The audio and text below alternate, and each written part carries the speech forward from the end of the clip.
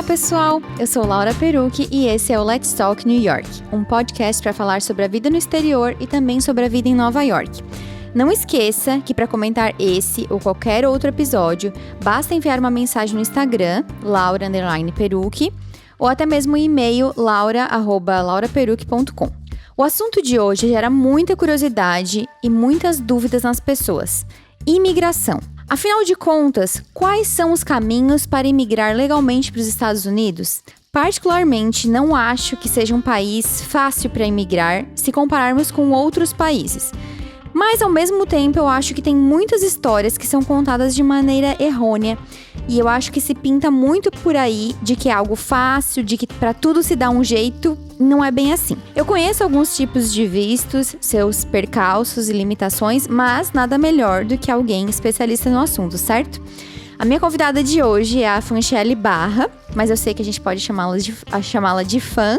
Seja muito bem-vinda. Obrigada, estou muito feliz com esse convite e da gente estar podendo ajudar, né, as pessoas sobre esse assunto tão complexo.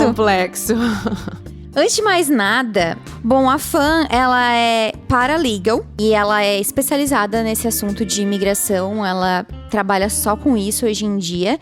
E paralegal, eu não sei qual é que é o termo no Brasil, mas eu queria que antes da gente começar, tu explicasse para as pessoas o que faz um paralegal e como é o teu trabalho. Primeiramente, eu gostaria de enfatizar que o propósito dessa entrevista é sobre imigração americana e jamais deverá ser considerada como uma consultoria jurídica.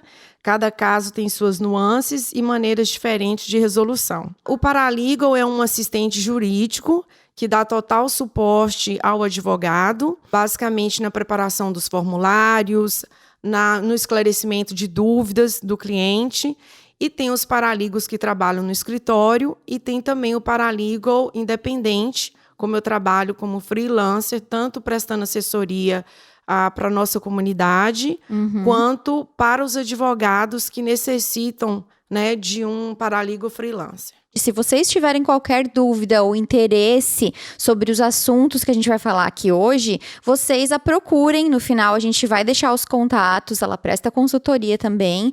Tem muito disso que me disse, muito mito. Então, eu acho que a gente vai ajudar a esclarecer um pouco de como é esse processo. E para essa pauta, eu abri uma caixinha de perguntas lá no Instagram.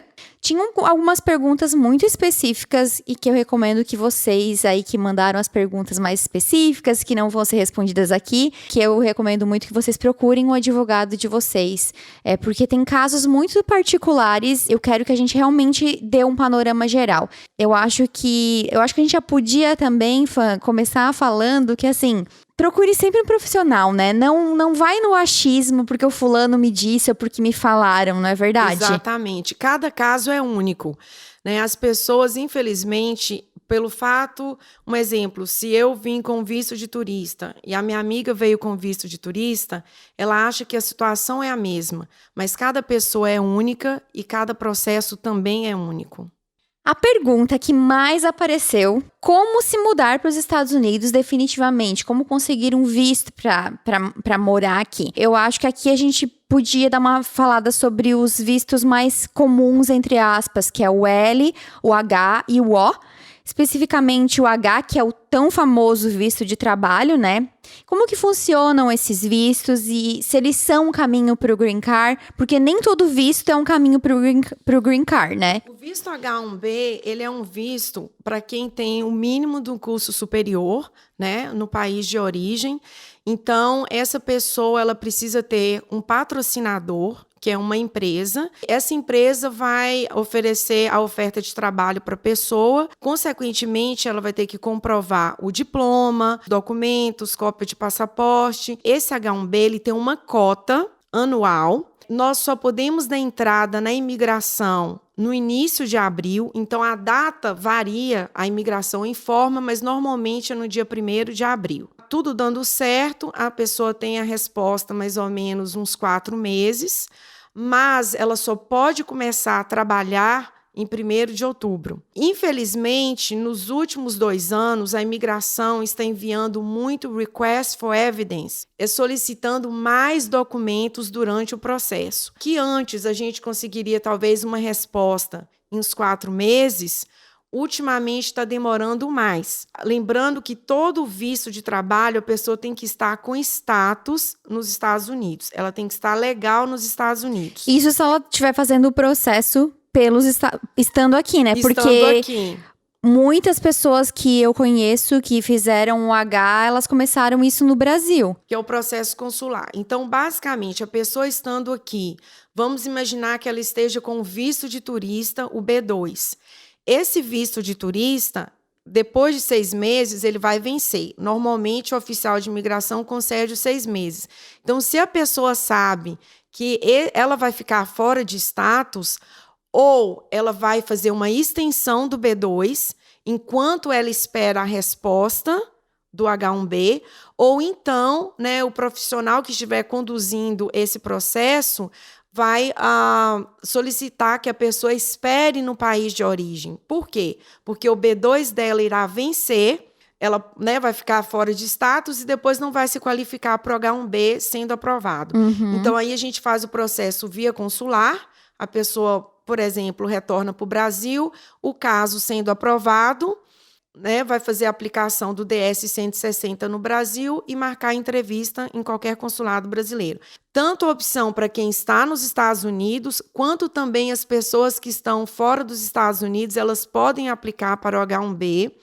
É um visto que concede 3 anos, podendo ser renovado por mais 3 anos e com a possibilidade de aplicar para o Green Card. Eu não posso sozinha aplicar para um visto de trabalho, né? Não, você precisa ter o patrocinador, que em inglês a gente fala o petitioner, que vai ser a empresa.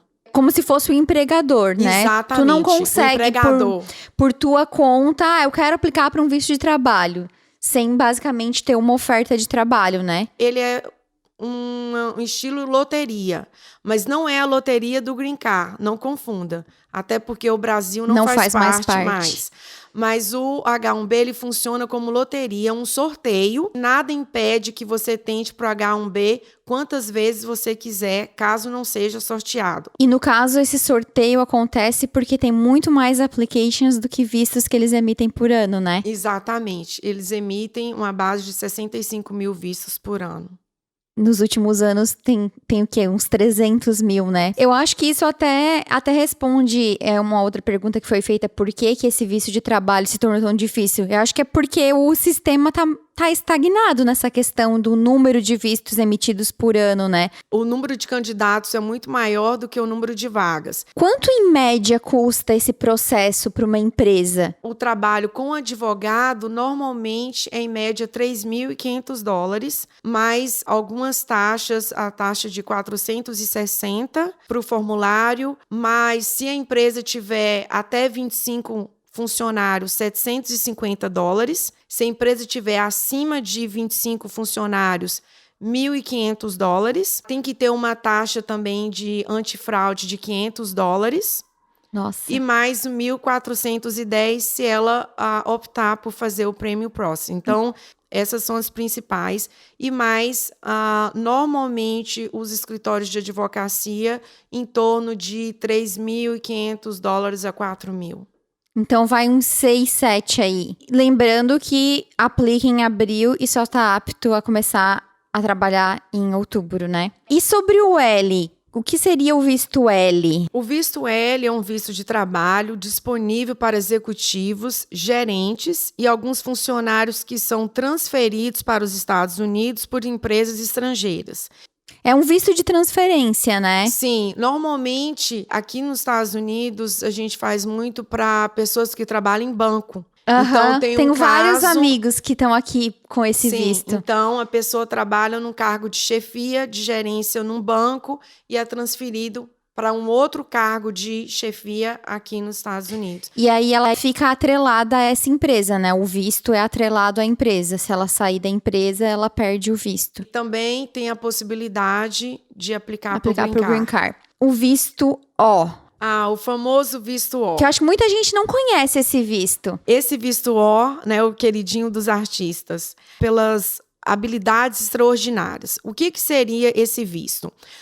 Ele exige, né, ele tem 6 categorias e a gente precisa comprovar pelo menos 3 delas. O que seria? Por exemplo, quando a pessoa tem projetos relevantes, ela participou ou irá participar de alguns projetos, trabalhos como protagonista, ou participante de destaques em produções ou eventos que têm uma reputação distinta. Um outro projeto também de publicações, seja publicações dela, ou ela tenha contribuído também para alguma, vamos supor, um cientista. Então, ela fez também uma pesquisa, né, para aquele cientista. Então, são participações de reconhecimento nacional ou internacional pelas suas conquistas. Temos também as cartas de recomendações, que normalmente nós solicitamos de 8 a 10 cartas, de profissionais que conhecem o seu trabalho. Então, esse profissional da sua área, vamos supor, nós fazemos muito para fotógrafos, maquiadores, cabeleireiros. Então, essas pessoas, né, esses artistas, eles vão ter pessoas que conhecem o trabalho deles e vão estar explicando nessa carta. Como se fossem referências. Exatamente. E aí, né, é também interessante a pessoa colocar um profissional que tenha um renome, porque juntamente com essa carta de recomendação, nós anexamos o currículo dessa pessoa, e anexamos também os trabalhos que ela tem, né, executado. Temos também, né, no caso de sucesso comercial, um registro de grandes sucessos comerciais ou aclamados pela crítica. Por exemplo, se a pessoa participou de uma peça de teatro, e foi sold out. Então, foi vendido, esgotou todos os bilhetes. Isso aí entra nessa parte de sucesso comercial. Entendi. Que a gente vai comprovar que naquela noite, a peça de teatro que você participou, ela teve um sucesso absoluto. A outra questão também de alta remuneração. Se você, é uma outra categoria, se você no seu país de origem trabalhou como fotógrafo, né, igual a gente tem clientes que trabalhou para revistas de renome no Brasil, fotografando noivas, o salário dessa pessoa era maior do que o de um fotógrafo normal. Então, isso aí a gente vai comprovar através de contratos, tudo quando o profissional vai analisar essas categorias. Então, a gente precisa comprovar o mínimo de 3, mas quanto mais, melhor. Quanto tempo leva um processo do O? O processo do O, ele é até rápido. Ele está demorando, em média, 4 meses. Olha. E a gente também pode aplicar para o Premium Processing, que é a taxa, né, de $1.410 para obter a resposta em até 15 dias. E com o O, eu tenho possibilidade de aplicar para um Green Card também ou não? A princípio, a pessoa pode aplicar para o visto O 3 anos, depois pode ser renovado e, né, fazer a extensão, aliás. Basicamente, quando for fazer uma extensão, simultaneamente a gente pode já estar dando a entrada para o Green Card. Para o Green Card. E como fica a questão de sponsor no O? Eu nunca entendi. A questão do O, ele pode ser um empregador, né, uma empresa que vai estar contratando a pessoa.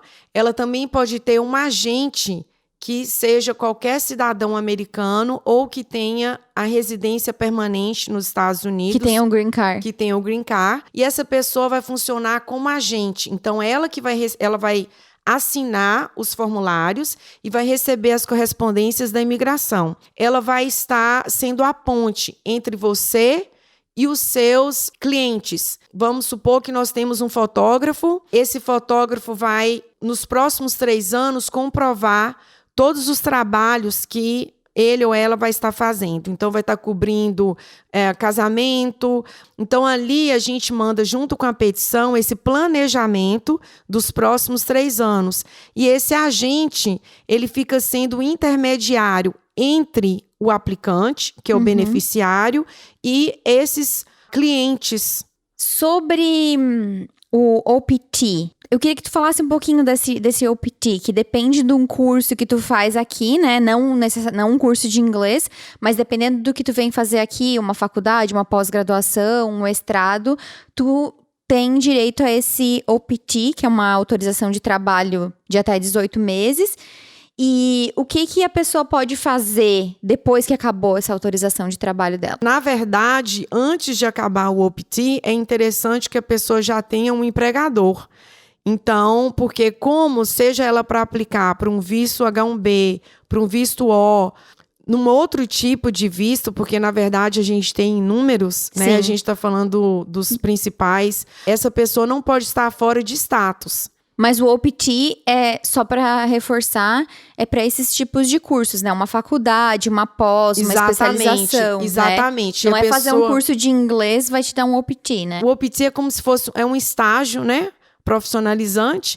E depois esse empregador decide contratar o funcionário. Ele decide aplicar. Então, pro H ou pro H1B O, ou pro caso. O. Uhum.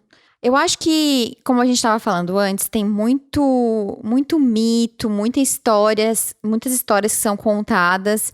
Acho que muita coisa mudou também, né? No passado já foi mais fácil a pessoa vir para cá e aí depois conseguir se legalizar e tal. Hoje existe isso, tipo, eu vou com visto de turista, vou tentar a sorte sem um planejamento, não tenho um empregador, e aí eu dou um jeito depois. Isso é mito ou verdade? Boa colocação. Aqui nos Estados Unidos não tem um jeitinho brasileiro. Então, para as pessoas que estão vindo com visto de turista, que é o B2, não confundam. Normalmente as pessoas me escrevem e falam, eu tenho um visto B1 e B2. O B1 é o visto de negócios e o B2 é o visto de turista. Quando vocês entrarem para turistar, é o visto B2. Esse visto, normalmente, o oficial de imigração vai conceder 6 meses de permanência nos Estados Unidos. Eu sugiro que a pessoa não fique fora de status, porque não vale a pena. Então, fique alerta se você quiser permanecer mais tempo em território americano, você faça uma extensão do B2. Né? Então, a pessoa que for preparar esse processo, ou você mesma, né, coloca os documentos principais, comprovando que você vai ter uma renda para se manter aqui nos Estados Unidos, porque não é permitido trabalhar com visto de turista. Eu normalmente sugiro os 3 últimos extratos bancários do país de origem, não daqui, tá, gente? Porque às vezes a pessoa começa a colocar, abre uma conta bancária aqui nos Estados Unidos e eles vão questionar de onde que veio esse dinheiro. Eu sugiro sempre os 3 últimos extratos bancários nos Estados Unidos, fora dos Estados Unidos, seja seu ou seja de uma outra pessoa que vai ser o seu sponsor, o seu patrocinador. E juntamente, né, com essa petição, tem outros documentos. Esse visto, basicamente, ele não te dá direito a trabalhar nos Estados Unidos, a menos que você receba uma oferta de trabalho neste período e a pessoa decida aplicar para um dos vistos que nós mencionamos anteriormente. Então, podemos fazer tanto a extensão do B2, que sendo aprovada, você teria um prazo de 1 ano para ficar nos Estados Unidos. E também, que é muito comum, é a mudança de status, de B2 para F1. É o status de estudante. Então, a pessoa ela entra aqui nos Estados Unidos, ela decide ficar mais tempo, ela quer aprimorar ou quer aprender o inglês, ela entra numa escola, a escola vai preparar um formulário chamado I-20.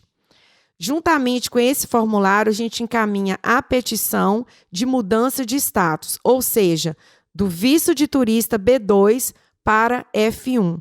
Então, você vai sendo aprovado, você vai poder estar estudando nos Estados Unidos por tempo ilimitado, você fica legal no país para poder viajar dentro dos Estados Unidos, mas você não pode sair dos Estados Unidos porque você perde esse status de F1. Uma outra diferença é sobre o visto de estudante F1, que as pessoas confundem muito. O visto F1 é quando você vem do seu país de origem com visto estampado no seu passaporte. Então, ele te dá direito a entrar e sair dos Estados Unidos. A mudança de status é diferente. Você permanece legal no país, mas você não tem o direito de deixar os Estados Unidos. Lembrando também que esses são os vistos para não imigrantes, que a gente fala non-immigrant visa, e eles não te dão permissão para trabalhar. E de um visto de turista e estudante, eu não consigo aplicar para um green card, né?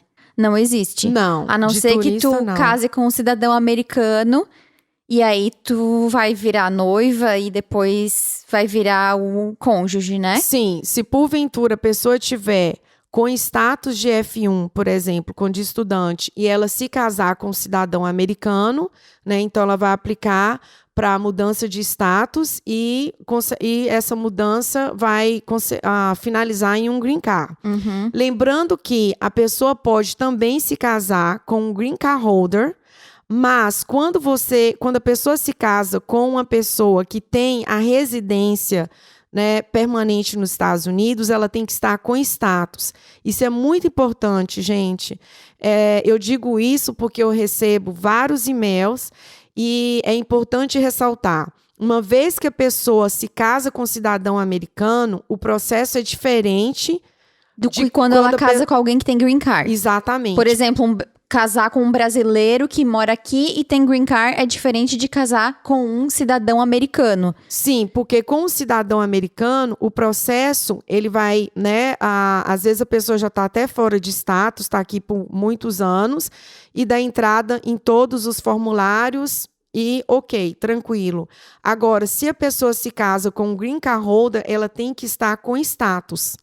Então, ela tem que estar, vamos supor, se ela tiver com F1, né, ela vai continuar indo para a escola até o dia da entrevista, quando o oficial falar que o caso foi aprovado, aí se a pessoa quiser depois, ela vai parar de estudar. Mas antes é um grande risco. Digamos para uma pessoa que a gente usa esse termo fora de status, né, que é uma pessoa que ficou aqui além do permitido pelo visto que ela tinha. Que no caso isso acontece mais com visto de turista, né? Que tu falou que o visto de estudante é meio que limitado enquanto tu estiver frequentando a escola.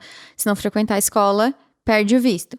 Para uma pessoa que perdeu o status, que ela veio aqui, ficou por 6 meses, e aí ela não pediu extensão, ela não mudou de status, ela expirou a data e continuou aqui. Tu falou com uma pessoa fora de status, casando com um cidadão americano, ok. A situação fica regularizada. Essa pessoa que tá fora de status, ela pode aplicar para um O ou para um H1B? Não. É interessante falar isso também, porque às vezes as pessoas acham que, é o que eu tava falando, ela vem pra cá com visto de turista, acha que vai dar um jeito, no caso, né?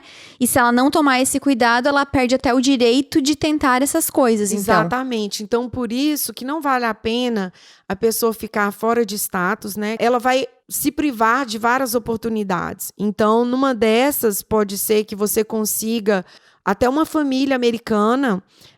Tem a questão do PERM, que não é muito divulgada, é um tipo de legalização de aplicação para o Green Card. Vamos supor que a pessoa está aqui como estudante, e depois uma família americana decide contratar aquela pessoa como babá. Então, a gente faz essa aplicação de trabalho do PERM. Ela é demorada, mas pode sim também a pessoa se beneficiar, ter o green card através de um trabalho como babá. Uhum. Esse até não é tão difícil quando a gente aplica para o green card para pessoas que têm cargos mais altos, como engenheiros, alguns profissionais, porque vão ter mais candidatos que vão aplicar para aquela posição. No enquanto, quanto babá, né, o salário anual que a gente vai estar colocando no formulário, que também é um salário que tem que ser informado pelo Departamento de Trabalho, é possível a pessoa com o F1, por exemplo, ela estando com status, encontra um trabalho, a gente aplica para o Green Card também. Uhum, entendi. E esse não é muito divulgado. Bom, quem tiver interesse sobre isso, a Van pode também depois dar uma consultoria a respeito, né? Como a gente falou muito sobre cidadão, qual é o caminho para alguém virar cidadão americano? Se ela conseguiu o green card através de casamento, após 3 anos, ela pode aplicar para a cidadania americana.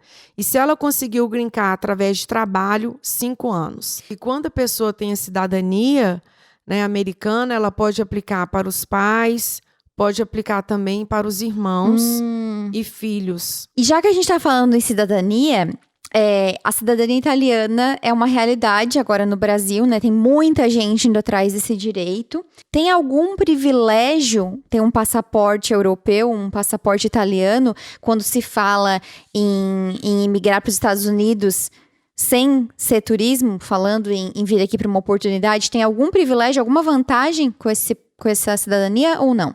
Não, a questão do passaporte europeu, né, eles têm a autorização que é chamada de ESTA, o Sistema Eletrônico para Autorização de Viagem, que permite o europeu estar fazendo turismo nos Estados Unidos por até 90 dias. E se ela quiser um visto de trabalho, são as mesmas burocracias Exatamente. Que um brasileiro passa. Sim.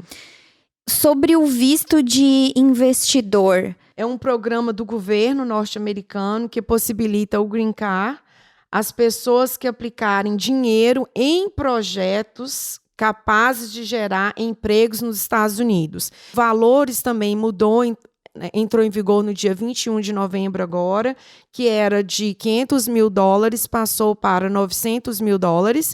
E o outro investimento, que era de $1 milhão, passou para $1.800.000. Então, entrou em vigor a partir do dia 21 de novembro de 2019. Espero que todo mundo esteja ainda sentado com essa informação, que ninguém tenha caído duro, porque eu fiquei bem chocada com o valor também.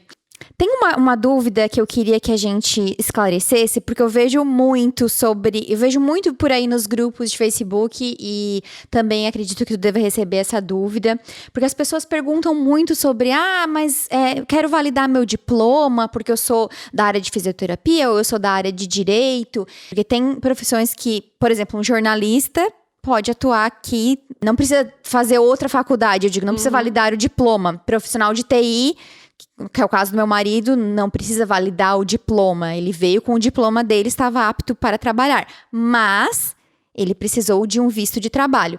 E o que eu vejo as pessoas fazendo confusão é isso. É que elas não entendem que tu tem uma validação de diploma, mas uma coisa é estar apto para atuar naquela área e outra coisa é ter uma autorização de trabalho para trabalhar nos Estados Unidos, certo? Exatamente, sim. A validação de diploma, né, a pessoa vai fazer a tradução, né, com um órgão competente, inclusive, assim, a gente trabalha, né, com empresas sérias nisso, porque não pode ter fraude, né? Vamos supor, uma pessoa que fez o curso de Direito no Brasil, quando ela vem para os Estados Unidos, ela não pode advogar. Então, ela vai fazer o LLM, que é um mestrado, e depois ela vai tentar o BAR, que seria a OAB nos Estados Unidos. Então, só depois disso ela pode advogar. Então, essa validação do diploma, ela vai ser a tradução juntamente com a equivalência, uma equivalência exatamente dos créditos que foram estudados no país de origem com os daqui. E aí, dependendo realmente da área, igual na parte de medicina, na parte jurídica, todos precisam ter uma licença aqui. Sim, mas aí, além da licença, tu precisa ter um visto de trabalho, né? Sim. Não adianta a pessoa chegar aqui e falar, vou trabalhar como dentista, se ela não tem um empregador. Era isso que eu queria que a gente esclarecesse, porque as pessoas... teve uma menina, acho que perguntou até, se eu for ali prestar a prova, entre aspas, de OAB, eu posso advogar?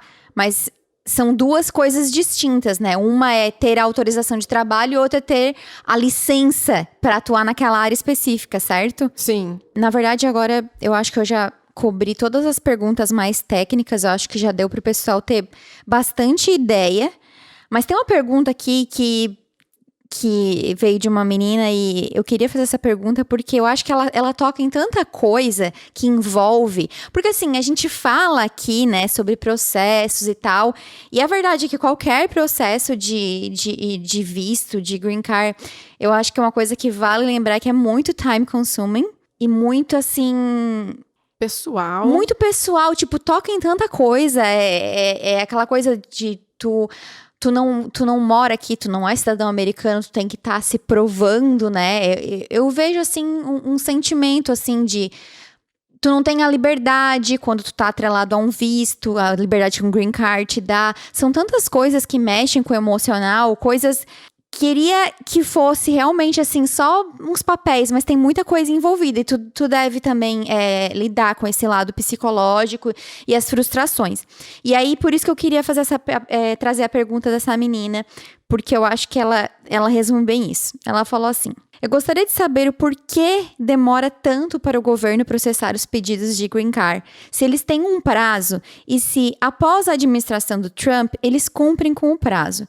Eu vim com o visto de noiva, apliquei para o meu ajuste de status, autorização de trabalho. Sigo esperando, entre parênteses, para sempre.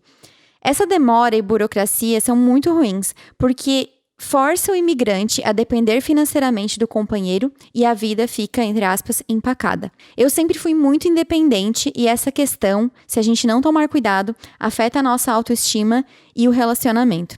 Eu faço parte de um time de pessoas que veio para cá porque o marido brasileiro ou foi contratado, ou foi transferido. Eu vejo muito isso. A vida do homem, no geral, nessa situação, não muda. E a mulher é a que precisa começar do zero e tudo mais. E essa pergunta dela me tocou tanto. Eu me vi nela em várias maneiras, assim, da questão da dependência financeira. Eu queria que tu falasse um pouco sobre isso, assim, não sei, do que tu vê, do que tu poderia dizer para ela, para dar uma palavra de conforto. Infelizmente, quando a gente lida com a situação imigratória, né, vem muitas emoções, saudade. A imigração, ela dá a resposta. Isso aí, pelo menos, a gente tá certo que não fica esquecido os processos. Eles estão um pouco atrasados, mas assim, a boa notícia é que para os casos de casamento e também para a cidadania, eles estão sendo bem rápidos em relação do que estava no último ano, né? Porque a gente teve a época Obama que os processos realmente estavam mais rápidos, né? Eu já cheguei a fazer processo de casamento que com 4 meses a pessoa estava com green card. E agora a gente fala mais ou menos um período de 12 meses. Mas os últimos processos eu vi com 6 meses, 8 meses. O importante é que depois a pessoa vai se legalizar, né? No caso dessa pessoa que escreveu, que ela fique positiva, porque ela vai se legalizar, vai poder trabalhar, né, muito em breve, ter várias oportunidades neste país aqui. É importante ela ter um diálogo com o companheiro, né? Deixar as coisas claras. É uma coisa que mexe muito com a autoestima, com certeza. Eu acho que a conversa é muito importante e realmente aceitar que não há nada que se possa ser feito a não ser esperar. Infelizmente, a gente acaba ficando na mão do sistema. Se o processo estiver muito fora, né, do tempo que a imigração nos concede um boletim, que tem na própria website, que é www.uscis.gov. Então, se porventura o seu processo, como no seu caso aí, que foi de Adjustment Status, casamento com cidadão americano, se tiver ultrapassado talvez um período de 12 meses, então você pode encaminhar online essa solicitação falando que o seu processo está fora do prazo concedido. Bom, Fã, eu queria te agradecer pela tua disponibilidade em estar esclarecendo isso, todos esses assuntos que geram tantas dúvidas nas pessoas. As pessoas, muitas não têm nem noção de como funciona, né? Visto de trabalho, um green card e tudo mais. E queria que tu deixasse o teu e-mail de contato, caso as pessoas queiram entrar em contato contigo para marcar uma consultoria, para tirar mais dúvidas, né? Cada caso é único, né? Exato. Eu que agradeço imensamente. O meu endereço de e-mail é legal/, escreve legal, né, em português, legal/@gmail.com. Eu procuro responder, né, dentro de um prazo assim de no máximo 48 horas. Então não fiquem ansiosos, esperem a resposta. Mas eu sempre respondo. A Fã vai poder dar todo todo o suporte, né? Tudo que vocês precisam saber, quais são as possibilidades para o seu caso e tudo mais. Então, lembre-se sempre de se informarem com pessoas da área, de não irem no achismo, fulano me falou, ou porque com fulano foi assim, vai ser assim comigo, ou porque o fulano teve problema, eu vou ter problemas. Não é uma equação exata, né? Vou colocar todas essas informações nas notas, na descrição do podcast, vocês podem conferir. E vocês já sabem, né? A gente se fala no próximo episódio. Tchau! Tchau, tchau!